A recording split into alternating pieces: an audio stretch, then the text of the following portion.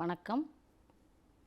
செம்மொழி தமிழாய்வு மத்திய நிறுவனத்தின் செம்மொழி பல்லூடக மையத்தின் வாயிலாக முருகன் பற்றிய இந்த தொடர் ஆய்வுரையில் இன்று தமிழக அகழாய்வுகளில் வெளிப்பட்ட அல்லது வெளிக்கொணரப்பட்ட முருக வழிபாட்டை பற்றிய அந்த தொல்லியல் சான்றுகளை பற்றி பார்க்க இருக்கின்றோம்.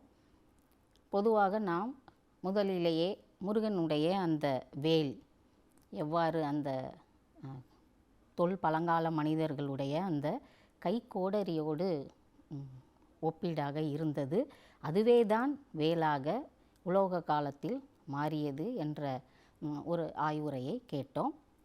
அதனுடைய தொடர்ச்சியாக இந்த வரலாற்று காலத்தினுடைய அல்லது வரலாற்று காலத்திற்கு சற்று முற்பட்ட காலத்தினுடைய அகழாய்வுகள் எவ்வாறு இந்த முருகு வழிபாட்டினுடைய தன்மைகளை தொல்லியல் சான்றுகளாக வெளிப்படுத்துகின்றன என்ற வகையில் முதலில் நாம் எடுத்துக்கொண்டால் நம்முடைய தமிழகத்தினுடைய மாமல்லபுரம், அந்த மாமல்லபுரத்தின் அருகே உள்ள சாலுவன் குப்பத்தில் 2005 முதல் 2007 வரை மத்திய தொல்லியல் துறையினரால் நடத்தப்பட்ட அகழாய்வில் ஒரு சங்ககால முருகன் கோயில் வெளிக்கொணரப்பட்டது.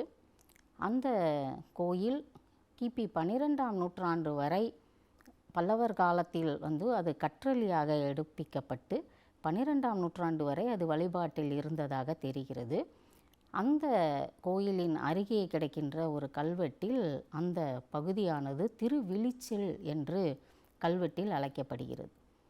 இந்த தமிழகத்தில் ஏற்பட்ட அந்த சுனாமியின் காரணமாக இந்த சங்ககால முருகன் கோயில், அதாவது செங்கல் தளியாக கட்டப்பட்டிருந்த சங்ககால முருகன் கோயில் அந்த கடற்கரை மணலிலிருந்து வெளிப்பட்டிருந்தது. அதை மத்திய தொல்லியல் துறையினர் அகழாய்வு செய்தனர். அங்கு அந்த வெளிப்படுத்தப்பட்ட அந்த முருகன் கோயிலினுடைய அந்த சுற்றுச்சுவர்களில் இருக்கின்ற கருவறை அர்த்த மண்டபத்தோடு கூடியதாக அது இருந்தது. அது பல்லவர்களினுடைய கட்டடக்கலையை காட்டியது. அதற்கும் கீழே சங்ககால செங்கல்லால் கட்டப்பட்ட அடித்தளமும் இருந்தது. ஆக சங்க காலத்திலேயே இங்கு முருகனுக்கு ஒரு கோயில் இருந்திருக்க வேண்டும். ஏனென்றால் அங்கு ஒரு கல்லாலான வேல் ஒன்று நடப்பட்டு இருப்பது நாம் இன்றும் போய் பார்க்கலாம். அந்த சாலுவன் குப்பத்தில் நாம் அனைவரும் இப்பொழுதும் சென்று பார்க்கலாம். அது ஒரு திறந்த வெளி தொல்லியல் அருங்காட்சியகமாக அது காட்சியளிக்கிறது. அந்த கல்லாலான வேல் 1.75 மீட்டர் உயரமுடையதாக அது இருக்கிறது. அந்த வேலினுடைய, அதாவது வேலை நட்டுதான் அவர்கள் வழிபட்டு இருக்கிறார்கள். அதாவது நெய்தல் திணையினுடைய மக்கள் சுறாமீனின் முதுகெலும்பு கொம்பை அவர்கள் முல்லை நட்டு வைத்து வழிபாடு செய்தார்கள் என்று சங்க இலக்கியம் குறிப்பிடுகிறது. ஆக எது ஒன்றும் கருவியே முதல் வணக்கமாக இருப்பதில் இங்கு வேல் வணக்கம் தான் நாம் ஏற்கனவே பார்த்தோம். வேல் வணக்கம் என்பது எவ்வளவு சிறப்புடையதாக இருந்திருக்கிறது. முருகனுடைய தன்மை அனைத்தும், பண்புகள், செயல்பாடுகள் அனைத்தும் முருகனின் கை கருவியான அந்த வேலின் மேலேயே தாக்கம் பெற்று அதனையே வழிபடுகின்ற தன்மையை மக்கள் கொண்டிருந்தனர் என்பதை நாம் பார்த்தோம். அந்த வகையில் இங்கு கல்லால் செய்யப்பட்ட வேல் நடப்பட்டு அதற்கு வழிபாடு நடத்தப்பட்டிருக்கிறது. கருவறையில் மற்ற ஒரு குறிப்பிடத்தக்க சிற்பங்களோ பல்லவர் கால சிற்பங்களோ எதுவும் கிடைக்கவில்லை. ஆதலால் இது சங்ககால கோயில் என்பது மீண்டும் உறுதிப்படுத்தப்படுகிறது. ஏனெனில் சங்க காலத்தில் கோயில்களினுடைய வழிபாடு என்பது வரைந்து வைத்து வழிபடுதல், அல்லது இது போன்று கருவிகளை வைத்து வழிபடுதல், அல்லது கந்துக்களை வழிபடுதல், இது போன்ற நிலையில்தான் வழிபாடு இருந்திருக்கிறது. குறிப்பாக முருக வழிபாடும் அப்படிதான் நடந்திருக்க வேண்டும். அந்த வகையில் இது சங்ககால முருகன் கோயில் என்பது நமக்கு முழுமையாக தொல்லியல் அகழாய்வின் மூலமாக நிறுவனம் செய்யப்பட்டது. இது ஒரு முக்கியமான வரலாற்று நிலை. மற்றொன்று, சிலப்பதிகாரம் பல கோட்டங்களை, அதாவது கோட்டம் என்றால் கோயில்களை பற்றி குறிப்பிடும் பொழுது வஜ்ரக்கோட்டம், வேல்கோட்டம், பகலவன் கோட்டம், இது போன்று பல கோட்டங்களை ஒவ்வொரு கடவுளருக்கும் அது குறிப்பிடுகிறது. ஊர்கோட்டம் இது போன்று. இந்த நிலையில் வேர்க்கோட்டம் என்பது அது முருகனுக்கு உரியதாக, ஏனென்றால் அந்த கோயிலின் கருவறையில் வேல் நடப்பட்டு அதற்கு தான் வழிபாடு நடந்திருக்கிறது என்பதனால் வேர்க்கோட்டம் என்று அதனை குறிப்பிடுகிறது. வஜ்ரகோட்டம் என்பது இந்திரனுக்குரிய ஆயுதமான வஜ்ராயுதம் நடப்பட்டு, அதாவது சுறாவின் அந்த முதுகெலும்பு முல்லை போன்ற தன்மையில் இருக்கின்ற அந்த வஜ்ரம் என்ற ஆயுதத்தை ஊன்றி நட்டு அதனை வழிபடுகின்ற தன்மை. இது போன்ற கருவி வணக்கங்களை பற்றி சிலப்பதிகாரம் குறிப்பிடுகிறது. அது போன்ற ஒரு வேர்க்கோட்டமாக இந்த சாலுவன் குப்பத்தில் உள்ள இந்த சங்ககால முருகன் கோயிலில் வழிபாடு நடந்திருக்க வேண்டும். இது நெய்தல் திணையில் இருக்கின்ற ஒரு முருகன் கோயிலாக நாம் எடுத்துக்கொள்ள வேண்டும். அதன் பின்பு அங்கு கிடைத்த அந்த அகழாய்வில் ஒரு குறவை கூத்து ஆடுகின்ற 5 பெண்கள் இணைந்து ஆடுகின்ற குறவை கூத்து அந்த ஒரு சுடுமண் சிற்பம் நமக்கு கிடைத்தது. இதை பற்றி நாம் கடந்த உரையில் பார்த்தோம். இந்த சிற்பமானது 22x18 சென்டிமீட்டர் அளவில், அதாவது நீள அகலம் என்ற அளவில் அந்த சிற்பம் இருக்கிறது. 5 பெண்கள் ஒரு இளம் பெண்கள் அவர்கள் ஒருவரோடு ஒருவர் இணைந்து ஆடுகின்ற ஒரு குறவை கூத்தை நமக்கு காட்சிப்படுத்துகின்ற தன்மையை நாம் பார்க்கின்றோம். ஐங்குறுநூறு நெய்தல் திணையில் குறவை கூத்து ஆடுகின்ற தன்மையை படம் பிடித்து காட்டுகிறது ஐங்குறுநூற்று பாடல். அந்த ஒரு பாடலினுடைய காட்சி அமைப்பை இந்த சாலுவன் குப்பம் என்ற நெய்தல் திணையில் இருக்கின்ற இந்த சங்ககால முருகன் கோயிலில் கிடைத்த முருகனோடு தொடர்புடைய குறவை கூத்தோடு இந்த ஆடல் காட்சியோடு கிடைத்த இந்த சுடுமண் சிற்பம் நமக்கு மெய்ப்பிக்கின்றது. இது ஒரு முக்கியமான ஒரு சான்றாக நாம் பார்க்க வேண்டும். மற்றொன்று, முருகனை பற்றி பல்வேறு இலக்கிய சான்றுகள், இலக்கியத்தில் நாம் அதுவும் குறிப்பாக பழந்தமிழ் இலக்கியங்களில் முருகனை பற்றி பேசுகின்ற இடங்கள் பல. அவற்றில் முருகனுக்கென்றே எழுதப்பட்டவைகளாக நமக்கு திருமுருகாற்றுப்படை, பரிபாடல் இது போன்ற இலக்கியங்களையும் நாம் தனியாகவே குறிப்பிட முடியும். ஆயினும் அகநானூறிலும் சரி குறுந்தொகையிலும் சரி முருகனை பற்றிய குறிப்புகள் விரவி கிடைக்கின்றன. இந்த தன்மையில் தொல்லியல் சான்றுகளும் இது போன்றே நமக்கு மிக அதிகமான அளவில் அவருடைய அந்த முருகன் என்ற ஒரு கடவுளினுடைய முன் பெயரான வேல் என்ற ஒரு பெயருடன் நமக்கு தொல்லியல் அகழாய்வுகள் கிடைக்கின்ற அந்த தொல்பொருட்களில் இருக்கின்ற எழுத்து பொறிப்புகள் வேல் என்ற எழுத்து பொறிப்புடனே கிடைக்கின்றன. பொதுவாக வேல் என்பது முருகனையே குறிப்பிடுகின்றது. அதிலும் செவ்வேல் என்றே பரிபாடல் முருகனை குறிப்பிடுகிறது. அது அவருடைய அந்த செம்மை நிறத்தை கொண்டு செவ்வேல் என்று அவரை குறிப்பிடுகிறது. அந்த வகையில் நமக்கு பழனி மலைக்கு அருகில் உள்ள பொருந்தல் என்ற ஒரு இடத்தில் நடைபெற்ற அகழாய்வில் கிடைத்த அந்த பானையோட்டில் அது ஒரு பெருங்கற்கால ஈமச்சின்னம். அந்த பெருங்கற்கால ஈமச்சின்னங்கள் நிறைந்த அந்த பகுதியில் பேராசிரியர் கா. ராஜன் அவர்களால் நடத்தப்பட்ட அகழாய்வில் ஒரு குறிப்பிட்ட தாளியில் மயில் உருவம் பொறிக்கப்பட்ட ஒரு பானையோடு கண்டெடுக்கப்பட்டது. பொதுவாக இந்த பழனிமலை பகுதி வையாவி பெரும்பேகனுடைய நாடு. பேகன் நமக்கு தெரியும், அவர் சங்ககால கடையெழு வள்ளல்களில் ஒருவர். மேலும் அவர் ஒரு குறுநில மன்னர். இந்த நிலையில் அந்த பகுதியில், அந்த வையாவி பெரும்பேகனுடைய நாடு என்று சொல்லப்படுகின்ற அந்த பகுதியில்தான் பேகனுடைய அந்த எல்லைக்கு, ஆட்சி எல்லைக்கு உட்பட்ட பகுதியில்தான் இந்த பானையோட்டு மயில் வரையப்பட்டு அந்த ஈம சின்னத்தில் கிடைத்தது. பொதுவாக நாம் அனைவரும் அறிவோம் இந்த பேகனுடைய வரலாறு. அவர் மயிலுக்கு போர்வை கொடுத்தது. ஆக மயிலோடு அவருக்கு உரிய ஒரு தொடர்பானது இந்த அகழாய்வில் வெளிக்கொணரப்பட்ட இந்த பானையோட்டின் மூலமாக மீண்டும் சான்றளிக்கப்படுகிறது. இது ஒரு குறிப்பிடத்தக்க ஒன்று. ஆக இந்த மயில் என்பதும் பேகன் என்பதும் பழனி என்பதும் அந்த பழனிமலை தொடர்கள் என்பதும் ஒரு குறிஞ்சி திணைக்கான எல்லா வகையான அம்சங்களையும் கொண்டதோடு மேலும் முருகனோடு தொடர்பு படுத்தப்பட்ட ஒரு தன்மையையும் காட்டுகிறது. இதுதான் ஒரு குறிப்பிடத்தக்க ஒன்றாக நாம் பார்க்கின்றோம். அதன் பின்பு அங்கு மயிலுருவம் பொறித்த ஒன்றை நாம் பார்த்தோம். அதோடு அங்கு கிடைத்த ஒரு ஈம சின்னத்தில் அங்கு கிடைத்த ஒரு தாங்கி, அதாவது பானைகளை அடுக்கி வைப்பதற்காக அடியில் வைக்கக்கூடிய ஒரு தாங்கி. இன்றைய சொல்லில் சொன்னோம்னா அது வந்து ஒரு ஸ்டூல் என்று சொல்லலாம். அது போன்ற ஒரு தாங்கி, அந்த தாங்கியில் வைர என்று பண்டைய தமிழ் எழுத்தில் எழுதப்பட்டிருக்கிறது. வைர வ-ஈ-ர என்று.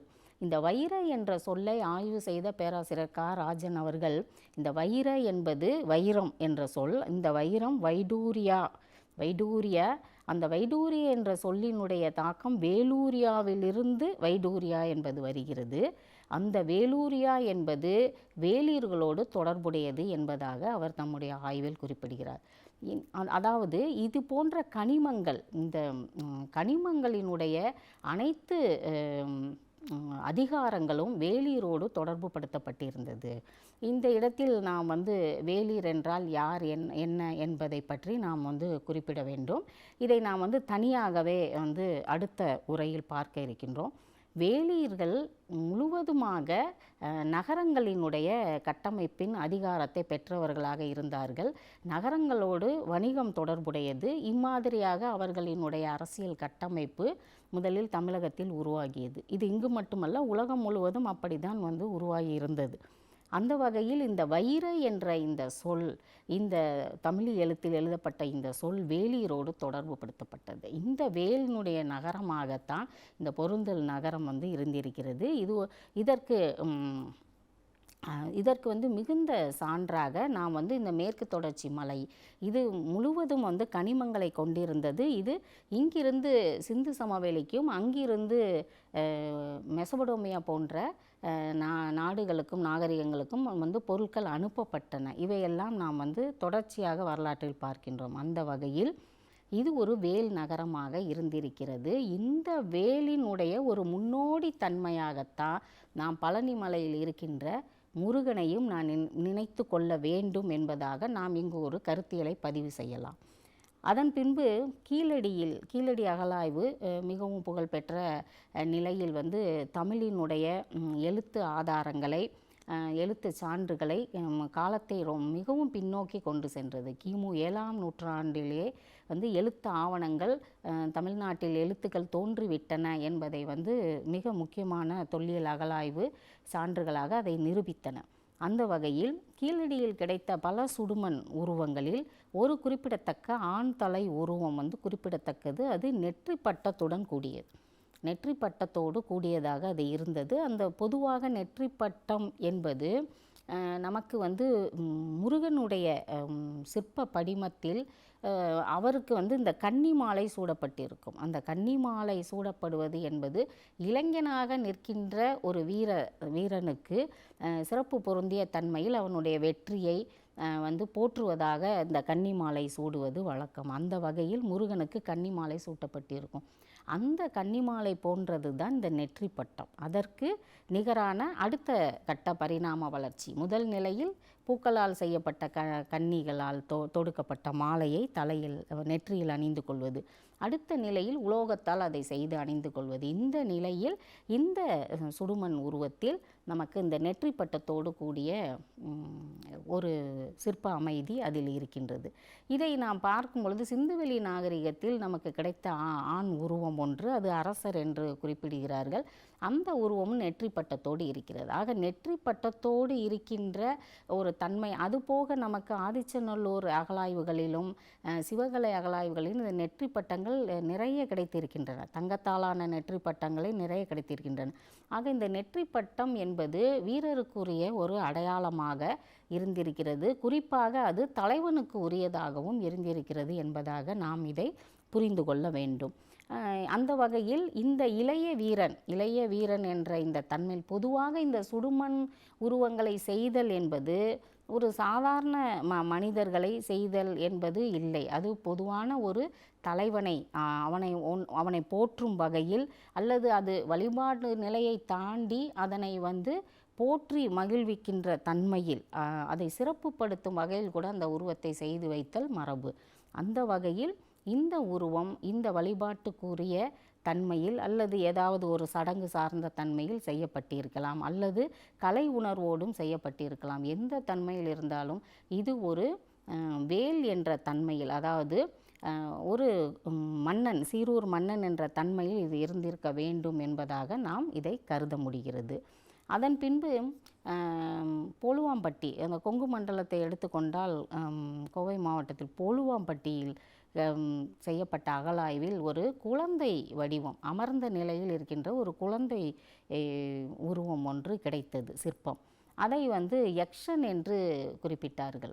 யக்ஷனுடைய உருவம் இது என்று குறிப்பிட்டார்கள். ஆனால் இந்த இந்த சிற்பத்தை நாம் முருகன் என்றே எடுத்துக்கொள்ளலாம். ஏனென்றால் அதனுடைய அந்த அழகு, அது அந்த சிற்பத்தில் அந்த குழந்தைக்கு அணிவிக்கப்பட்டுள்ள அந்த அணிகலன்கள், அதனுடைய அந்த புன்னகை தோய்ந்த முகம், இவை எல்லாவற்றையும் பார்க்கும் பொழுது நமக்கு சோமாஸ்கந்த சிற்பத்தில் உமையன்னையின் மடியில் அமர்ந்திருக்கின்ற கந்தனின் முகம்தான் நமக்கு நினைவுக்கு வரும். அந்த அளவுக்கு அந்த சிற்பம் இருக்கிறது. மற்றொன்று, யக்ஷன் என்றாலே அந்த யக்ஷத்தன்மை என்பது சூரருக்கும் அணங்கிற்கும் உண்டு. அந்த வகையில் இதனை யக்ஷன் என்று குறிப்பிடுவதும் அது சரியாகத்தான் இருக்கிறது. இருப்பினும் இதனை முருகன் என்ற தன்மையில் எடுத்துக்கொள்ள வாய்ப்புகள் உண்டு என்பதையும் நாம் பார்க்க முடிகிறது. அதன் பின்பு நமக்கு இந்த அகழாய்வுகளில் கிடைக்கின்ற தொல்லியல் சான்றுகளில் காலத்தால் முந்தையதாக ஆதிச்சநல்லூர் அகழாய்வுகள், இந்த ஆதிச்சநல்லூர் அகழாய்வுகளில் நமக்கு வேல் கிடைத்தது, உலோகத்தாலான இரும்பிலான வேல் கிடைத்தது. அதன் பின்பு மயில் உருவம் கிடைத்தது, சேவல் உருவம் கிடைத்தது. இதெல்லாம் அலெக்சாண்டர் ரே என்பவர் செய்த அகழாய்வில் அவர் தோண்டி எடுத்த பொருட்கள். அவையெல்லாம் நமக்கு சென்னை அருங்காட்சியகத்தில் காட்சிப்படுத்தப்பட்டிருக்கின்றன. இவையெல்லாம் முருக வழிபாட்டோடு தொடர்புடையவையாக நமக்கு ஆதியினுடைய இடமாக, அதாவது தமிழர்களினுடைய ஆதி வாழ்விடமாக, ஆதி நினைவிடமாக இருந்த அந்த ஆதிச்சநல்லூர் தாமிரபரணி ஆற்றங்கரையின், பொன்னை ஆற்றங்கரையினுடைய பகுதியில் வாழ்கின்ற மக்களினுடைய ஒரு நினைவில், அந்த வழிபாட்டு மரபில் இந்த முருக வழிபாடு இருந்திருக்கிறது. அதனோடு முருக வழிபாட்டோடு தொடர்புடைய இந்த தொல்பொருட்கள் எல்லாம் அங்கு அகழாய்வில் கிடைத்திருக்கின்றன என்பதையும் நாம் பார்க்க முடிகிறது.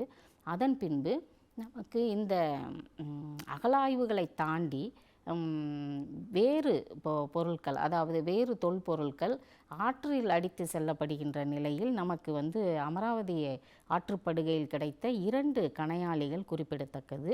இந்த 2 கணையாளிகளிலும் உருவங்கள் பொறிக்கப்பட்டிருக்கும். கணையாளி என்பது மோதிரம், மோதிரத்தினுடைய முகப்பில் உருவங்கள் பொறிக்கப்பட்டிருக்கிறது. அதில் ஒன்றில் ஆணும் பெண்ணும் இணைந்தவாறு ஒரு இணை காட்டப்படுகிறது. அந்த ஆண் ஒரு உயர்குலத்து சான்றோனாக, அவன் ஒரு வீரத்தன்மையோடும் அழகோடும் இளமையோடும் வீரத்தோடும், அதே நேரத்தில் சங்க இலக்கியம் காட்டுகின்ற அந்த சங்ககால தலைவனை போன்ற ஒரு தோற்றம் உடையவனாகவும் அவன் அந்த அவனுடைய பெண்ணோடு நிற்கிறான். இதை வேல் என்று அறிஞர்கள் குறிப்பிடுறார். அவனை வேல் என்று குறிப்பிடுறார். அதே வகையில் மற்றொரு கணையாளியில் தேர் ஓட்டி செல்லும், 6 சக்கரம் உடைய காலில் தேர் ஓடுகிறது, குதிரை பூட்டிய தேர். அந்த தேரில் தலைவன் அமர்ந்திருக்கின்றான். இதையும் வேல் என்று குறிப்பிடுகிறார்கள். இந்த வேல் என்ற சொல் முழுவதும் முருகனுக்காக அல்லது முருகனுடைய தன்மையை உடைய அரசனுக்கானது என்பதை பல அறிஞர்கள் வரிசைப்படுத்தியிருக்கின்றனர். ஏனென்றால் அரசன் திருவுடை மன்னனை காணேன் திருமாலை கண்டேனே என்பதாக, அதாவது பொதுவாக மன்னர்கள் தெய்வத்தன்மை பொருந்தியவர்கள். அந்த தெய்வத்தன்மை பொருந்தியவர்கள் என்ற அந்த சொல்லானது, அந்த பண்பானது தான் உலகத்தை காக்கின்ற தன்மை. ஆதலால் இந்த வேல் என்ற சொல், இந்த வேலீர் என்பவர்கள் தன்னுடைய மக்களை காக்கின்ற தன்மையில் அவர்களுடைய அந்த பண்பு நலன் வெளிப்பட்டிருப்பதால் அவர்கள் முருகத்தன்மை உடையவர்களாக இருந்தனர். ஏனென்றால் முருகனுக்குடைய எல்லா பண்புகளும், அதாவது எதிரிகளை அவர் சீற்றத்தோடு எதிர்கொள்ளலும் மற்றும் தன்னுடைய மக்களுக்கு வேண்டுவன வழங்குதலும் வளம் சுரக்க வைத்தலுமான இந்த பண்புகள் அனைத்தும் ஒரு மன்னனுக்கும் உரியதாவதால் வேல் என்ற சொல்லை நாம் எங்கெல்லாம் காணுகின்றோமோ அங்கெல்லாம் நாம் முருகனோடு அதை தொடர்பு படுத்த முடியும் என்பதாக நாம் இந்த அகழாய்வில் முருகு பற்றிய சில தொல்லியல் சான்றுகளை பார்க்கின்றோம். மேலும் அடுத்த ஒரு செய்தியில் பார்ப்போம். வணக்கம்.